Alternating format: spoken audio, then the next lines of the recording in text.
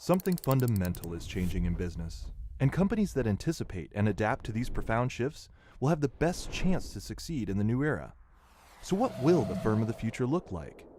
Before we go forward, let's go back, 3,000 years back, and take a quick look at the history of business to remind ourselves just how much the nature of the firm can change over time.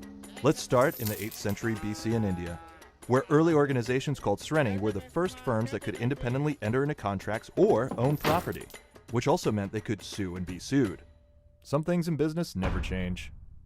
By 960 AD, China's Song dynasty saw the advent of gunpowder, printing presses, the first paper money, and the first partnerships and joint stock companies to resemble our own modern capital structures. Things were booming.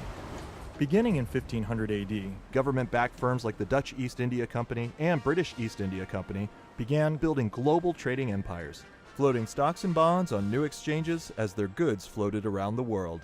Their tea trade alone reshaped the world map. By about 1790, the Industrial Revolution was underway, and with all that tea to brew, firms like Wedgwood found ways to standardize processes once done by hand. Artisans who used to make one whole teapot at a time now focused on making parts of it. It was the company, not one person, that actually made the pot. Lots and lots of pots, in fact, and the branding and marketing that they needed to sell them to an emerging breed of consumers. And business continued to evolve, with a new era emerging roughly every 50 years.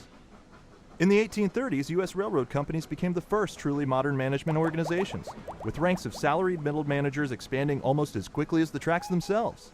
By 1870, as those early superhighways lowered the cost of moving goods and information, a new type of company, founder-led trusts, emerged, spawning monopolies in so many industries that the booming needed a little busting. With trusts outlawed by the 1920s, those founder-led firms were replaced by professionally managed corporations, owned by retail investors and run by powerful executives. Management became a career, and by the 1960s, those managers were running a rapidly expanding universe of sprawling conglomerates. With the turmoil of the 1970s came a new way of thinking. People thought bell-bottoms looked good. And then there was disco.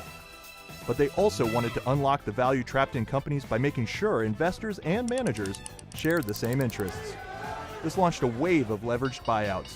It also created a focus on short-term results that remains a problem. Which brings us to today. Since the dawn of the Industrial Revolution, business has entered a new era roughly every 50 years. But if you're an executive today, you don't need numbers to tell you that a new era is beginning again, because you feel it. So what will the firm of the future look like? No one can say for sure, but at Bain, we believe some trends are clear. Technology will allow companies to achieve scale and retain customer intimacy.